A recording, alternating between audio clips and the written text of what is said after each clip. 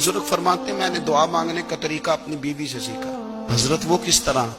फरमाने लगे मेरी बीवी ने ना मुझे कोई काम बताया, कुछ पैसों की जरूरत के लिए कहा, तो मैंने उसे कहा कि भाई अभी मेरे पास नहीं है, कुछ दिनों में आते हैं तो मैं दे दूंगा।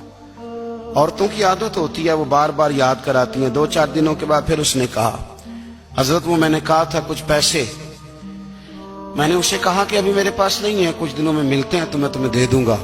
उसने कुछ दिनों के बाद फिर कहा हुजूर वो मैंने कुछ पैसे कहे थे। फरमाते मैंने डांट दिया, मैंने कहा कि क्या तू रोज मुझे शर्मिंदा करती है, कहा ना मेरे पास नहीं है, होंगे तो दे दूंगा, तू रोज याद कराती है।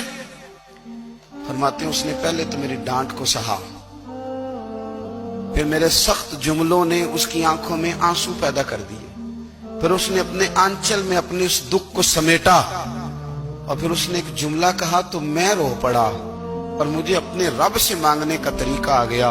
मुझे कहने लगी हजरत जी आपने डांट दिया, मैंने सह लिया, पर आप ही मेरे शौहर हैं, बताएं ना, आपसे न कहूं तो मैं किस से जाके कहूं।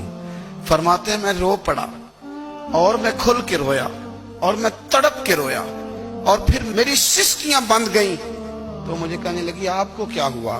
मैंने कहा मुझे भी दुआ मांगनी आ गई है। जब मैं उसे कहूंगा ना अल्लाह तू ही मेरा रब है, मैं तुझसे न कहूं तो मैं किससे जाके कहूं, मैं क्यों किसी बंदे से सवाल करूं, मैं क्यों किसी दुनियादार से कहूं, मैं तेरे बंदों का नेक बंदों का वसीला लेके तेरे महबूब की गुलामी लेके तेरी बारगाह में आया, तुझसे ना मांगूं तो किससे मांगूं। समझ आ गई है, जब मैं इस रंग में मांगूंगा तो तेरा रब मेरे ऊपर बड़ा ही फजल फरमाएगा।